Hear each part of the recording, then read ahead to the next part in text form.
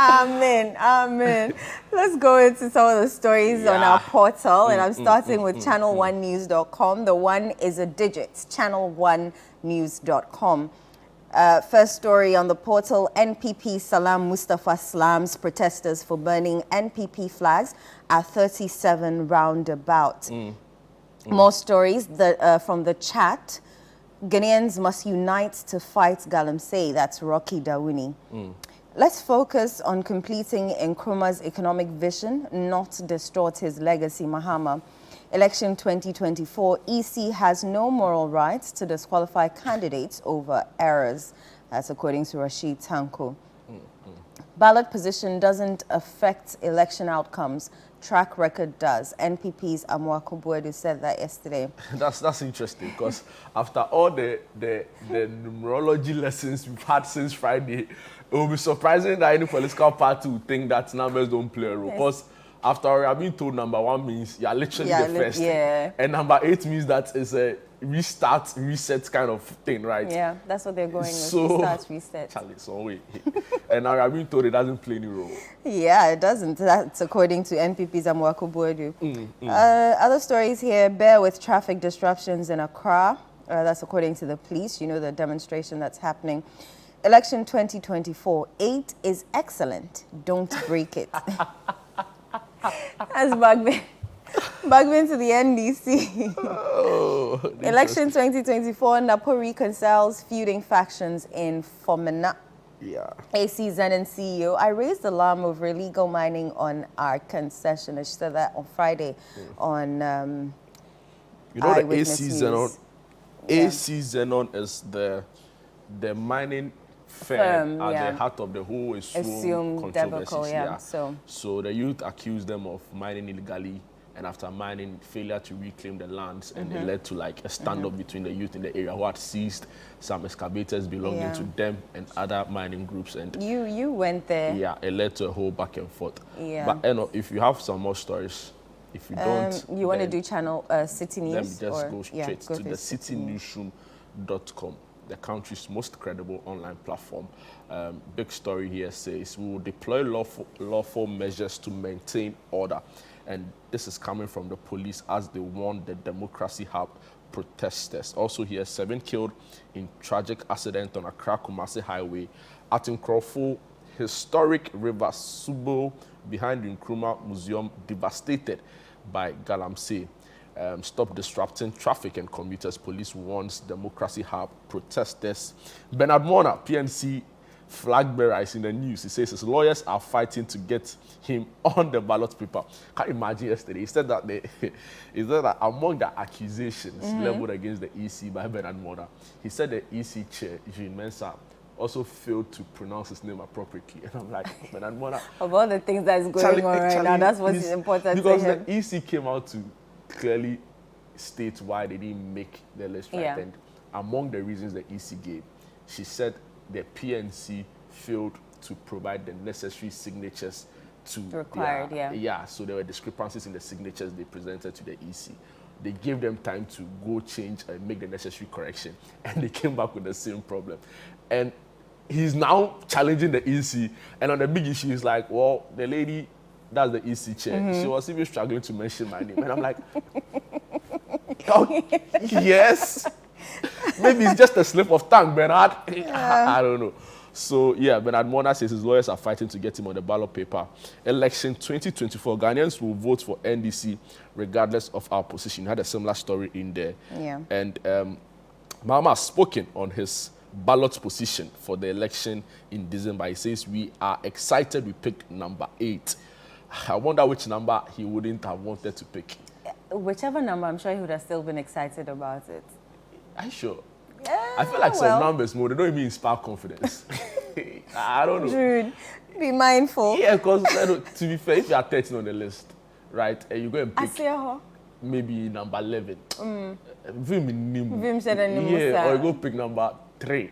Number 3 safe. Well, you now can market your way out on of it. Whoever to, make sure that they emphasize where they are, which number they are, and their party my point is that in the list of 1 to 30, there are certain numbers that, Charlie, And it's even in football, right? It's like, so a team of 11 players, right? 1 to 11, first 11. Yeah. Some numbers appear more flashy than others. So if you're maybe number 10, star player. If you're number 8, or maybe creative midfielder, right? If you're number 5, solid rock defender. Right. But if you're number 2, Charlie, it's some way. So maybe it translates into politics in a way we've not really paid attention to. But honestly, maybe the numerologist if you're will number tell 6 us something. on the ballot. What's wrong with number 6? Charlie, Ancient crime. Ancient crime, bizarre. Thomas, maybe number 6. Me ancient. Oh no, some way. Really, really some way. Let's do graphic online, and then we can delve into the stories. So, headlines today: graphiconline.com. The Democracy Hub Street protest. That's a very short headline. Bamia has demonstrated great vision to move Ghana forward. Jukwa Breman chief. I'm excited that we picked number 8 on the ballots. That's according to Mahama. We are all one people, Jogate says as he leads Charles Bissiou to Kojokrom Palace. Fishermen to be introduced to solar-powered outboard motors next month. Wow. Redeveloped Independence Avenue cluster of schools inaugurated. Peace Council develops roadmap to counter election violence. And Audit Service engages Upper West stakeholders on mobile app. Are you ready to go into some of the stories? This story was on Friday, but let me just bring it to our viewers. Gospel musicians, loved ones bid farewell to Kofi Owusu Dua Anto, remarkable legend in the space, great music guy, a lover of God, and may his soul rest in perfect peace. So just brief excerpt of the story. The gospel music community gathered in solemn unity to bid farewell, a final farewell to Kofi Owusu Dua Anto, popularly known as Koda, at his burial service held in Accra at the Kingsway International Christian Center, KICC. The service was a fitting tribute to a man whose contributions to music touched countless lives. Gospel artists, family members, and friends came together to honor the legacy of the celebrated musician and producer. The atmosphere was filled with emotions as tributes poured in from those who had worked closely with Koda. Gospel stars Jometo, Neil Kanye, Jizuta were among the many who attended and paid their respects. So the story on citynewsroom.com also had lots of pictures in there. And I mean, if you follow the funeral service and even like the testimonies about his life, you get the sense that was a really, really remarkable guy.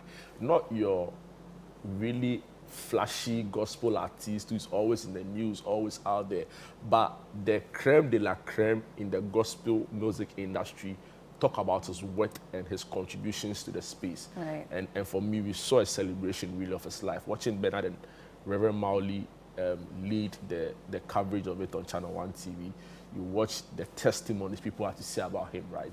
It's just remarkable, and a short life, but a well-lived life. Yeah. We pray that God grants his soul perfect rest. Yeah. We watched it in the newsroom, and I think what most people touched on was the message, and also how they recorded the wife and the children's tribute, and how everybody was in white, it's a celebration of life. Of course, there was Odamrek who came to do his own things. That brought tears to my eyes. Turn it into a whole Pentecost crusade. Yeah, it's also important. Yeah, but it was lovely seeing all the people, all the artists, join in that celebration of life. Charlie, the guy, he did the last time I saw him, so I went for a program with Bernard at Perez Dome, right, for a Diana Hamilton program, and I think he had come to lead a section of the musicians, he had come to do some work for them, so he met us there.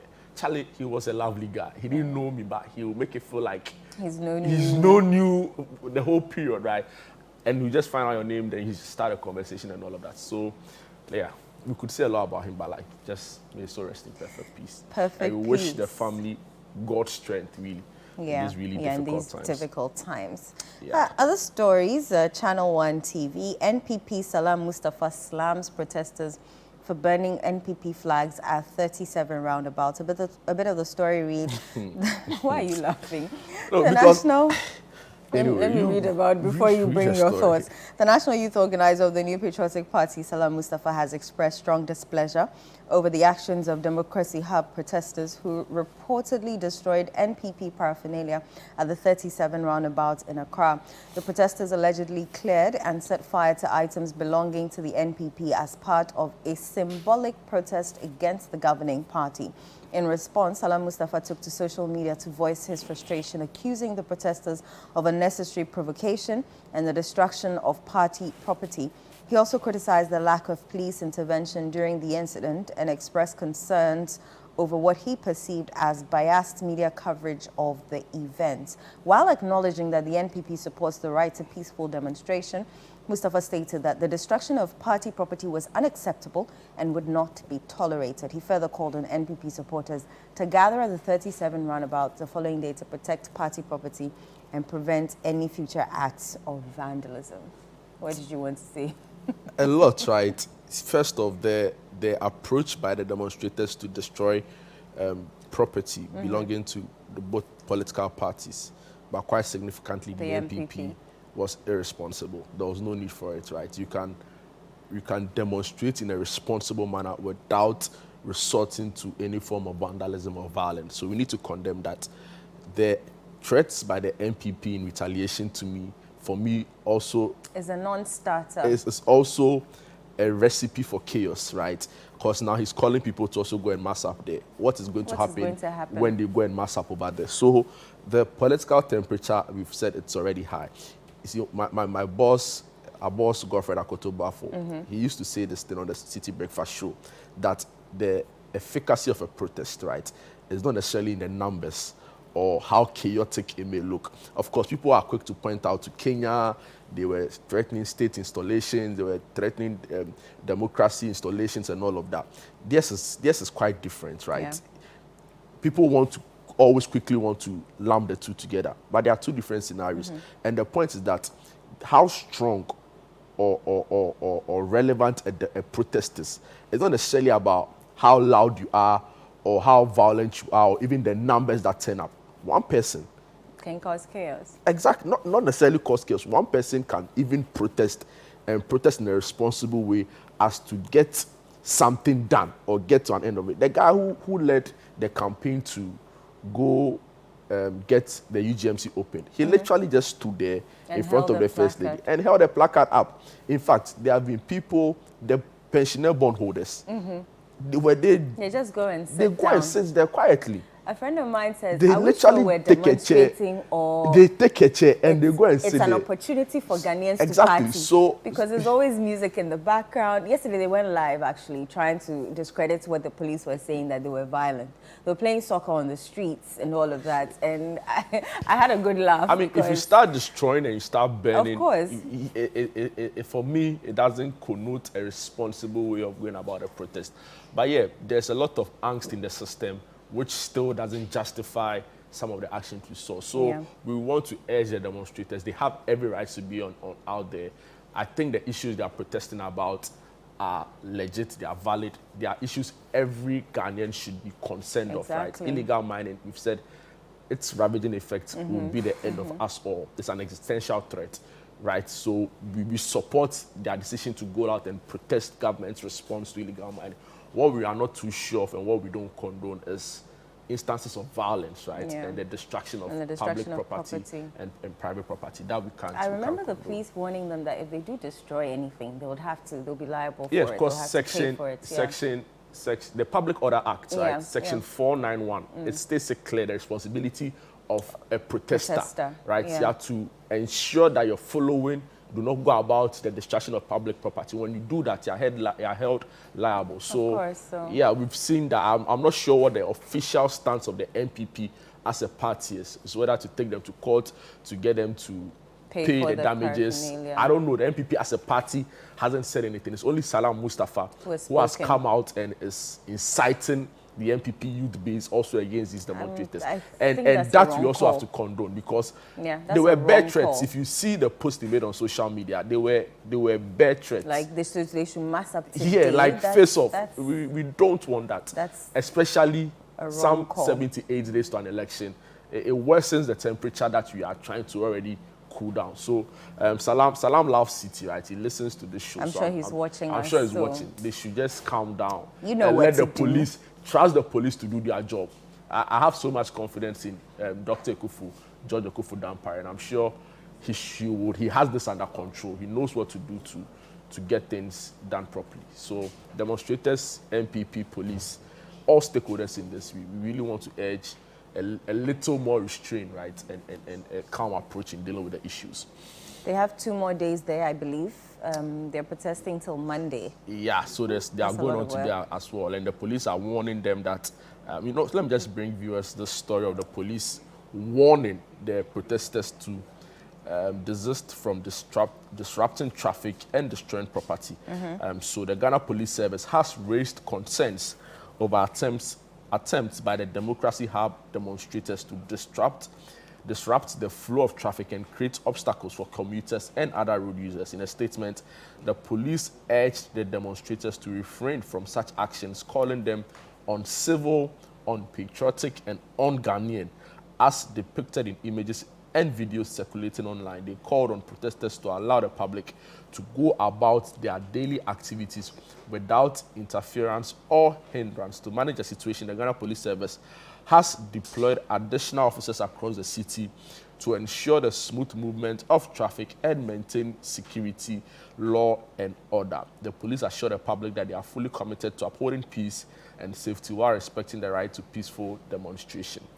So, yeah, I saw a video of a demonstrator just in an outburst insulting the police. The police, some 3 policemen in front of me, like using very abusive language. If you're a police officer, and I'm like, the kind of control that you have to possess. Yeah, and I'm wondering, so you are protesting against government, right? What has that police officer got to do with anything? Because they won't allow you his very existence, the very existence of the police officer at that site is actually to protect you, the demonstrator, right? So you may have your issues with government, but you don't use abusive language on somebody who is just doing his job. Yeah. So I also disagree with that approach.